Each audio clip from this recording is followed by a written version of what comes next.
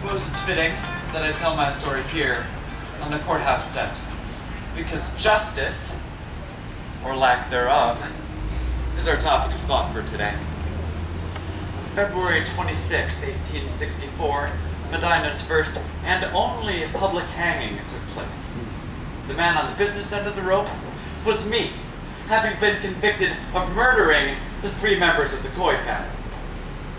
My name is Frederick F. Streeter, but you can call me Captain. I deserve the title. I did a good job signing up soldiers during the Civil War. They should have given me the title. But when they didn't, I showed them. I just up and left the army when they wouldn't promote me. I came to Medina in 1862 when I was 22 years old. Shortly thereafter, I married 16-year-old Dodie Whitmore. Her parents were all upset and wouldn't give us their blessing. Granted, I did have a reputation for drinking and gambling and being fast with the women. Lies. All lies. I became acquainted with Shubal Coy through some business transactions, as he was the local cattle and sheep dealer. Because of his profession, Coy needed large sums of cash readily available. Everyone knew he carried his money with him by day and stashed it under his pillow at night. Anyway, it was early in the morning of July 2nd, 1863, when the fire bell at the Baptist church sounded that there was a fire which was at the Coy house. First responders to the scene found Coy, his wife Lucy, and their 7-year-old son stabbed in their beds. An empty, blood-stained envelope was found on the floor nearby, so they gave robbery as the motive.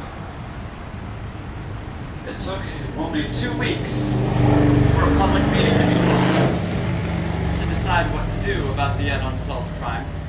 A citizens' committee was formed and a secret ballot was taken to see if they could come up with anyone depraved enough to have committed the crime. My name came up, and I became their leading suspect. They never even looked for any other suspects. So what?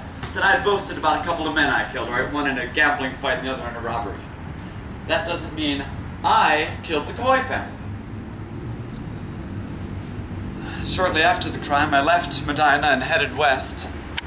The Citizens Committee hired 2 detectives out of Akron, and they found me in Kenosha, Wisconsin with a lot of money in my pockets. I told them I'd gone to Cleveland July 1st and 2nd and struck it rich at the gambling tables. The problem was, I just couldn't prove it. So they brought me back to Medina and put me on trial. During the trial, some fella testified he'd seen me in Medina around 5 p.m. on July 2nd, just 12 hours after the bodies were found. I told the judge it couldn't have been me. I'd left for Cleveland on July 1st, started out walking until someone stopped to give me a ride. On July 2nd, I got a ride to Hamilton Corners and walked the rest of the way back to Medina. But the jury convicted me anyway, because the witness said I looked too slick, clean, and dandified to have walked all those miles on a dirt road. Also, it seems the money I had in my pocket had some stains that lined up with some similar blood stains on the envelope found at the Coy house. Coincidence. Pure coincidence.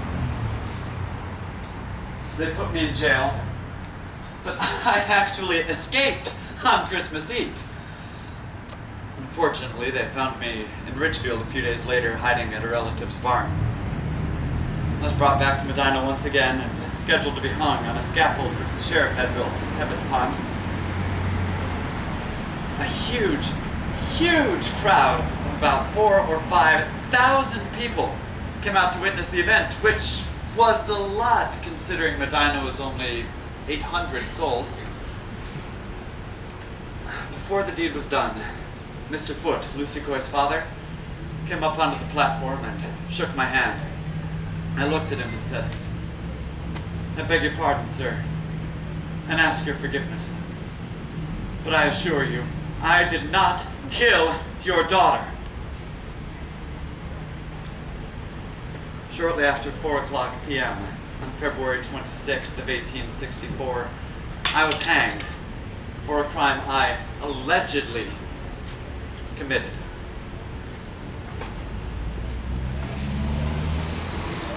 Sometime later, the Historical Society acquired some letters from Helen Blake to her sister Elizabeth. You see, their father, H.G. Blake, had been my attorney. Helen wrote about the hanging and said, and I quote, "If you want to see an innocent man hang, come to Medina." I've heard my story. The rest is up to you.